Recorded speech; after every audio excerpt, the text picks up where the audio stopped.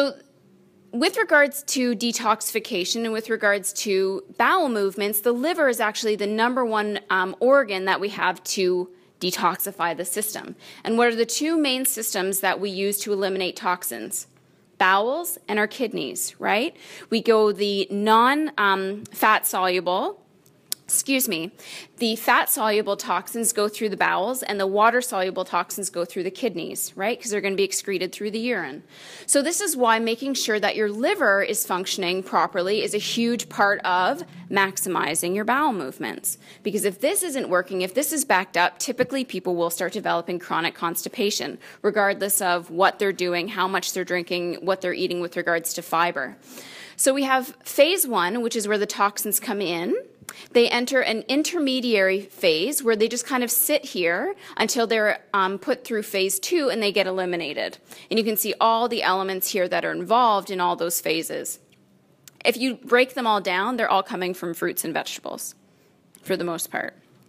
Now the hard part is this is what this image is showing, is for the most part, a lot of people have very fast phase 1, so we're filling up the cup really good, but we're not able to drain it. It's a very slow phase 2. So that means everything is flooding into the liver, and then it's kind of trickling out. So what's that going to do? Number 1, we're creating a backup in our detoxification system. We're not eliminating the toxins from our body on a daily basis.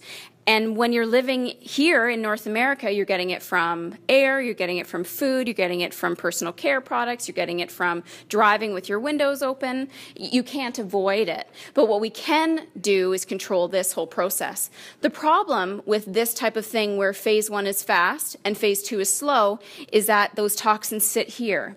And what happens here is the toxins are actually converted into something that's even more toxic than what leaves the body. So if we have a whole bunch of toxins sitting here and they're just sitting in the queue, what's that going to start to do to you? It's not going to make you feel very good. And this is actually where we start generating free radicals, if you're familiar with that term. Free radicals are like little Pac-Men that go around your body and start eating up DNA, start eating up your energy resources. They cause premature aging, and they can actually start promoting disease to form. So we don't want that to happen. We want everything to be nice and smooth sailing, and then, proper elimination. Okay? Does that make sense? I know we're going over this kind of quickly. So what we can do to help promote proper bowel movements and detoxification is you can do simply a detox, whether it's 7-day, 10-day, 30-day. Typically, the shorter the day, the more intense it's going to be. The longer the detox, the more gentle it's going to be on your system, but it's going to cause you to not cheat longer. So a lot of people, and we're all humans here, right? A lot of people are like, okay, perfect. 7 days, I have a start day and I have an end day. And then on day 8, you're like, whatever, I'm going right back to how I was eating before because you missed it, right? So doing a 30-day detox is going to actually establish better habits, but with my patients, I do a 7-day detox where we completely remove all food groups except for green vegetables. I give you a detox powder that you have 3 times a day. That's going to give you all the vitamins, minerals, the protein that you need. And you have that, as I said, 3 times a day, so you're getting all the nutrients that you need for the day. And then at the very end of it, when you're all done, we can slowly start reintroducing food groups back in to establish where your food sensitivities are. And it is amazing what a good detox can do. I've had patients that have been chronically fatigued for years, all of a sudden have bounding energy because their body is now working again. Or people that have had chronic pain forever now are starting to figure out, oh, you know what, when I have chocolate, I get hip pain. Or when I have gluten, I immediately bloat. We have to establish some of those root triggers that are causing us not to feel well. Okay, so I definitely recommend a detox. I'm not a big fan of a lot of the detoxes in a box that you can find at a generic health food store, simply because they tend to be very high in laxatives, and that's because they're giving results, right? They're promoting weight loss in the fact that you're sitting on the toilet for the whole week, right? So of course you're going to lose weight that way. So I prefer definitely, if you're going to do it with someone who knows what they're doing, whether it's a friend, a naturopath, a healthcare practitioner, and make sure that you're taking good quality stuff if you're going to do it. Okay? Yes? Do you have coffee on your detox? On mine, I don't restrict coffee because black coffee is, I find, a wonderful laxative. Now, what's the keyword that I just used there? Black. So if it's a problem, then you can't have it. Fine. But black coffee actually, okay, let me take a step back here. For people that have cancer or for people that are very, very acidic, we tend to get them to do coffee enemas. So black coffee, just the regular black coffee that you're drinking, you cool it down, you put it into those enema squirt things, do what you got to do in the bathroom. The coffee beans and the bloodstream that affects the rectum goes right to the liver. So it actually helps to promote better detoxification. And people that are chronically ill will do this 1 or 2 times a day. So there's no reason why we can't do it. It just doesn't sound all that wonderful. But coffee, I find, is a phenomenal detoxificant and a nice laxative. Like, I know I'm going about 30 minutes after my coffee in the morning. I guess nobody else is, but I do.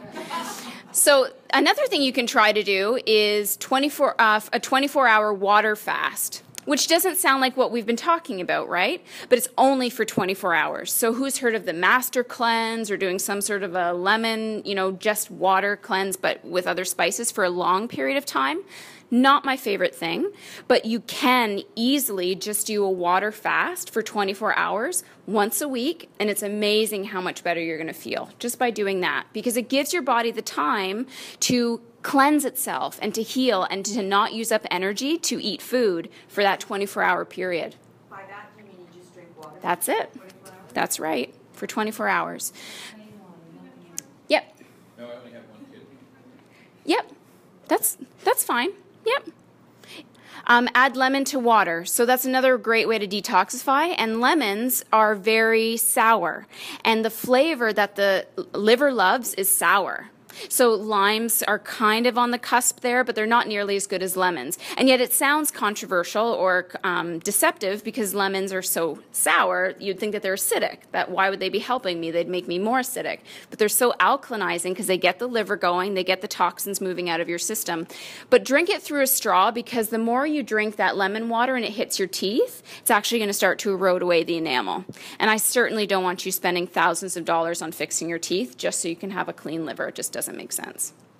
Eat a lot more fiber, and these are the 3 Bs that are the highest in fiber: beans, berries, and bran. Get those into your system every day and you'll be laughing, hopefully on the toilet when you're doing it.